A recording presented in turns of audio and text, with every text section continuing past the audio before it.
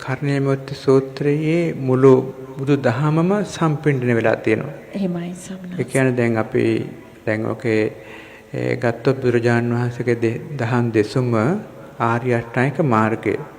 නැත්තම් සීලය, සමාධිය, ප්‍රඥාව. මේකේ ජීවිතයකට නිවන් දකින්න අදාළ ජීවිතයක් සකසා ගන්න. සීලවන්ත ජීවිතයක් හදා ගන්න ක්‍රම ටික තමයි මුලින් කියන්නේ. කර්ණීය ධර්ම. ඒතර ඒ ටික හැදෙනකොට පුජ්‍යලයා හොඳ පුජ්‍යලයක් ලෝකේ.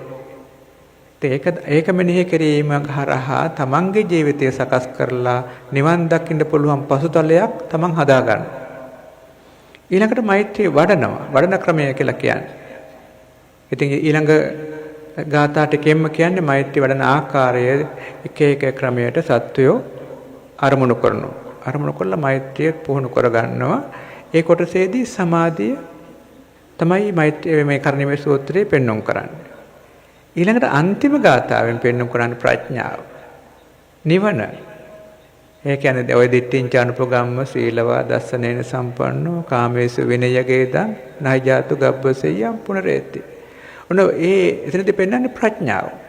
දිට්ඨිංච අනුපගම්ම දිට්ඨිය කඩා ගන්න. නැත්නම් දිට්ඨිය නැති මමය මගේ ආත්මයක් කියලා දෙයක් අපිට ගන්න නැති මට්ටමට තමන්ගේ මේ සංස්කාරයන් පිළිබඳ අවබෝධයක් හදා ගන්න. අන්න ඒක තමයි කියන්නේ සෝහම් මාර්ගඵලය. සෝහම් මාර්ගඵලය දක්වා ඒකට දස්සනේන සම්පන්නෝ හොඳ දැක්මක් ඇති. මේ මාර්ගය පිළිබඳව නිවන් මාර්ගය පිළිබඳව හොඳ දැක්මක් ඇති. දස්සනේන සම්පන්නෝ අන්න ඒ නිසා තමයි කාමේසු විනය්‍යගේදං නහිජාතු ගබ්බසෙය්‍යං පුනරේති. නැවත මේ කාම ලෝකෙට එන්නේ නැති අනාගාමි නැත්තම් අරිහත්ත්වයටපත් වෙච්ච ජීවිතයක්.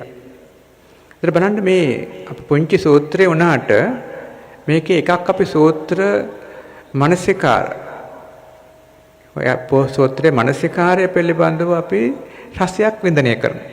කර්ණීය මෙත්ත සූත්‍රය අනේ හොඳ එකක් බුද්ධ දේශනාවක් කියන හරහා අපි සතුටක් විඳිනවා. ඒක එකක්. අනිත් එක පින්වත්නි නමහත්ටි බුද්ධ දේශනාවක් නේ අපි මේ කියන්නේ.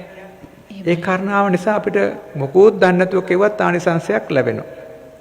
අනෙක් කාරණාව තමයි අපි ඒක සද්ධාවෙන් භක්තියෙන් අපි යම් බඳු සත්‍යඥාවක් කරනකොට ඒකේ ආනිසංශ ලැබෙනවා. අපි ඔය නාවිනි ස්වාමීන් වහන්සේ ඉන්නකොට සමහර ඔය ડિප්‍රෙෂන් වගේ ආතතිය තිබ්බ රෝගේ පවා හොඳ කරලා තියෙනවා කර්ණීය සූත්‍රයෙන්. මේ දෙනවා දැන් කියනවා මෙන්න මෙහෙම කරන්න. කර්ණීය සූත්‍රය ඔන්න දවසට 21ක් කියන්නේ. ටික කාලෙක ඇවිල්ලා කියනවා අනේ ස්වාමී හරි සහනයක් නේ. එහෙනම් තව ටිකක් කල් කරන්න. කාලෙකින් කියනවා අනේ ස්වාමී පුදුම සහැල්ලුවක් මගේ ජීවිතේ.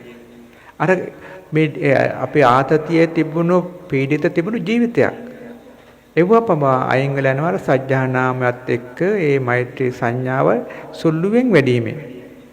ඒක ඉතින් තව ඊට වඩා කරන්න පුළුවන් නම් ඒක කරුණු එක්කව කරලා මෛත්‍රී තව දියුණු කරලා ඒක තව ගැඹුරට ගන්න පුළුවන්. නමුත් යටත් පිරිසෙන් Tamanට තිබුණු ප්‍රශ්නය ආතතිය තිබුණු ප්‍රශ්නයවත් අයින් කරගන්න පුළුවන් වුණා. ඒ නිසා අපි හැමෝම දවසට වතාවක් හරි කිය යුතු සූත්‍රයක් තමයි මේ කර්ණීය මෙත්ත සූත්‍රය.